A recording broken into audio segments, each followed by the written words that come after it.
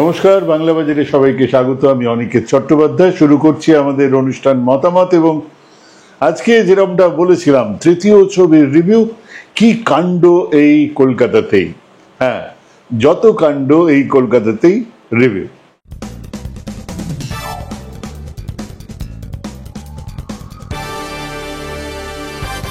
সে একবার দেখেছিলাম গান্ধীজিকে অসুর বানানো হয়েছিল এই কলকাতাতেই। এবার শুনলাম কলকাতা নয়, এই বাংলাতেই কোথাও একটা প্রফেসর ইউনূস, বাংলাদেশের তত্ত্বাবধায়ক সরকারের প্রধান, তাকে অসুর বানানো হয়েছে। হ্যাঁ, ক্রমশ বাড়ছে ঘৃণা, দেশ, আর তাতে ইন্ধন দিয়েই চলেছে কট্টর হিন্দুত্ববাদীরা, যার মুখ বিজেপি আর মুখোশ RSS। কিন্তু সেসবের মধ্যেই কলকাতায় জনজোয়ার। শুনলাম পুজোর অর্থনীতি নাকি 1 লক্ষ কোটি টাকা ছুঁয়েছে। হ্যাঁ, রাজ্যের জিডিপির প্রায় 17-18% এই কদিনের মধ্যে হবে বোধহয়। এই কদিনেই এই উচ্চতা কেবল এক তথ্য নয়, বহু মানুষের পেটের যোগান। হ্যাঁ, আজ থেকেই তারা দলে দলে ফিরবেন গ্রামে, সেই ঢাকি কাসুর বাজানেওয়ালারা ফিরবেন, প্যান্ডেল বাঁধতে আসা লোকজন ফিরবেন, কিছু পসরা নিয়ে কলকাতায় বিক্রি করতে আসা লোকজন, হাতে মিষ্টি নিয়ে, ছেলে মেয়ে নাতি নাতনির জামা কাপড় নিয়ে। হ্যাঁ, কাল থেকে বাংলার গায়ে গঞ্জে নতুন উৎসব, বাবা ফিরছে। আর এই সবের মধ্যেই সামনের সপ্তাহ থেকে বাংলা ছবির হল কমছে, শো কমছে। বুকমাই শো বলছে আগামী সোমবার থেকে যত কাণ্ড মাত্র 2টো হলে নাকি থাকবে। তাহলে এই যে চিৎকার হলো বাংলা ছবির সামনে পেছনে পাশে দাঁড়ান, তার কি হলো? আসলে যে ওসব কেবল কথার কথা ছিল, বাওয়াল ছিল, তা এখন পরিষ্কার বোঝা যাচ্ছে। কোনো অসুবিধে নেই। সাত সকালে চা খেতে খেতে কিছু মেড়ো গজুরা আর তাদের নাকি সাংবাদিক চামচেরা বাংলা ছবির ভবিষ্যৎ নির্ধারণ করে, আজ থেকে নয়, বহুদিন থেকেই। তা চলবে যদি কেউ এই কাটিলটাকে ভাঙতে না পারে, আর সেসব ভাঙার সদিচ্ছা কারোর আছে বলে মনে হয় না। কাজেই বাংলা ছবির কি হবে গো বলে পাড়া না কাঁদিয়ে আমি বরং ছবিটা কেমন হলো সেই কথায় আসি। আজ ওই যত কাণ্ড কলকাতাতেই।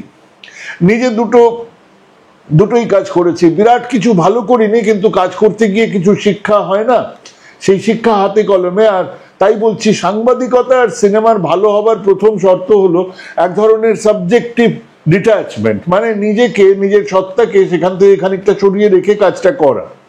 কিন্তু সেটা হয় না। সেটা একটা কাগজের কথা, এক বইয়ের কথা, কিতাবি কথা। আসল কথা হলো সাংবাদিক না ফিল্ম মেকার, কেউই নিজেকে ওই বিষয় থেকে আলাদা করতে পারেন না। সাংবাদিক তো পেট থেকে পড়েই জন্মায় না, যেমন জন্মায় না চলচ্চিত্র পরিচালক। তার ছোট থেকে বড় হয়ে ওঠা, তার পড়াশুনো, বাড়ির পরিবেশ, বিশ্বাস, আস্থা, সবকিছুই কাজ করে। আবার এগুলোর কোনোটাই না থাকলে কাজ করে মাল্লু।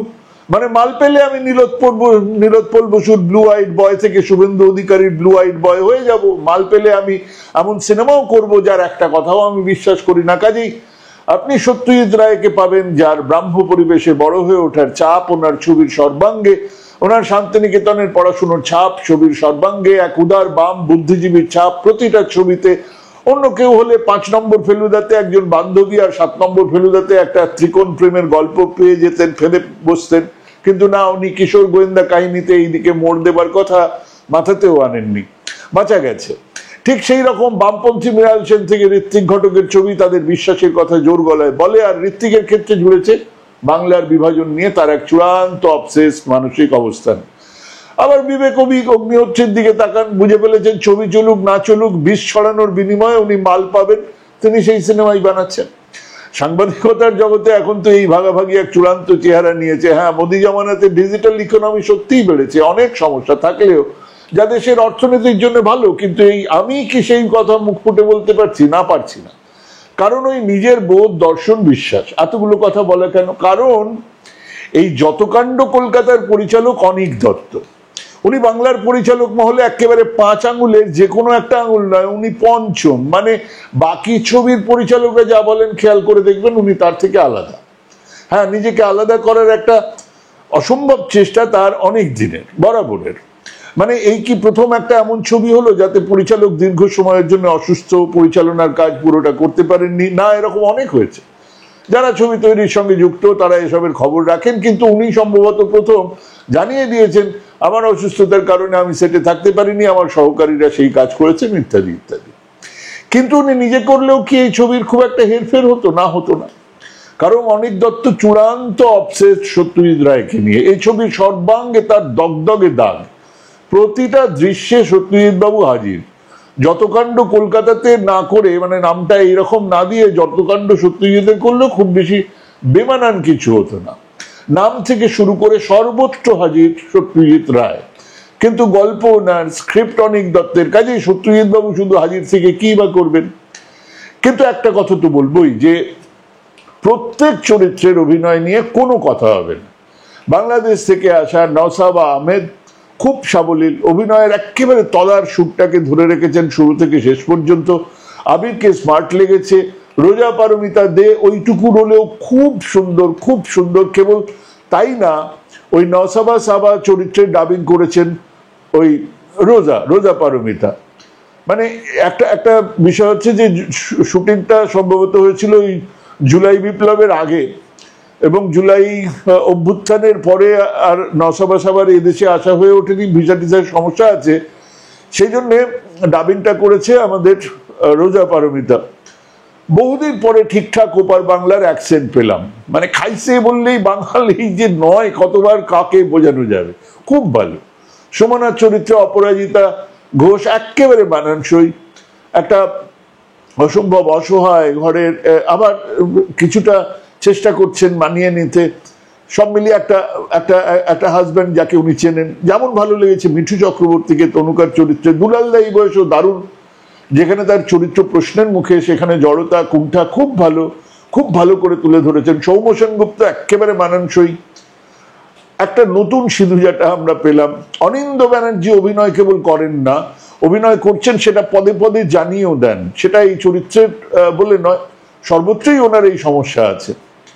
প্রায় প্রত্যেক সহশিল্পী বেশ ভালো। ডেরেকের ভূমিকায় জেরম ডিয়াসকে ভালো লাগে।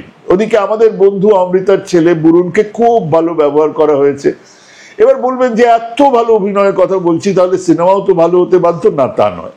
অত্যন্ত ভালো অভিনয়, সুন্দর লোকেশন, আনন্দ আড্ডুর ভালো আর্ট ডিরেকশন, শুরুতেই ফিফথ সিম্ফনি এনে মাতিয়ে দিয়েছেন দেবজ্যোতি মিশ্র, ক্যামেরাতে ইন্দ্রনাথ মারিক বেশ ভালো, অর্ঘ কমলদার এডিটিং একেবারে ঠিকঠাক। কিন্তু সিনেমা জমেনি, কারণ গল্প চিত্রনাট্যে কিছুই ছিল না। একটা অলিগলি চলিরাম ছড়া দিয়ে ধাঁধা তৈরি করেই সিনেমা হয় না, সর্বাঙ্গে সত্যজিৎ লেপেও সিনেমা হয় না।